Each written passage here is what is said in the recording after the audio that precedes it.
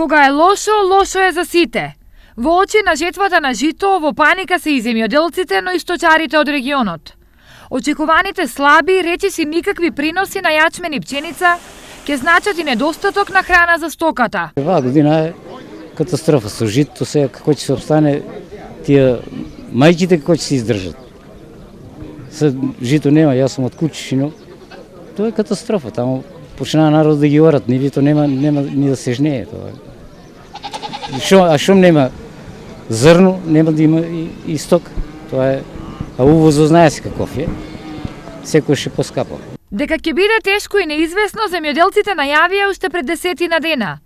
Првичните очекувања се дека род годинава ќе се жнее едва 20 до 30% од планираното. Родот ова година сигурно би бил намален, да речеме, за 70%, доколку до сега имавме жетва, да речеме, од 300 до 500 кг, нели, зборам за нормални услови, сега нема да имаме ни до 100 кг. Кај пченицата имаме многу лошо оплодување. Во оплодувањето, опрошувањето кој бил периодот, имало некои мразеви, некои не знам сега, роси, не знам што е придонело и е толку лошо оплодена што, да речеме, можда 20% од целокупната површина е само оплодена, што значи дека и тоа би било 100 кг. Ваквата состојба и едните и другите ги става во тешка ситуација. Сточарите кои живеат единствено од одгледување на ситен добиток тврдат дека полошо не било одамна, поради што животот им е се потежок. Не може да се обстане.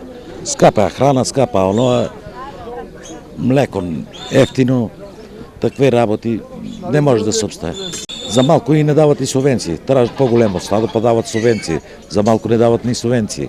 Излез од ваквата ситуација, земјоделците гледаат во евентуално обештетување од државата. Поголемите сточари пак се надеваат на комплетна и брза исплата на субвенциите.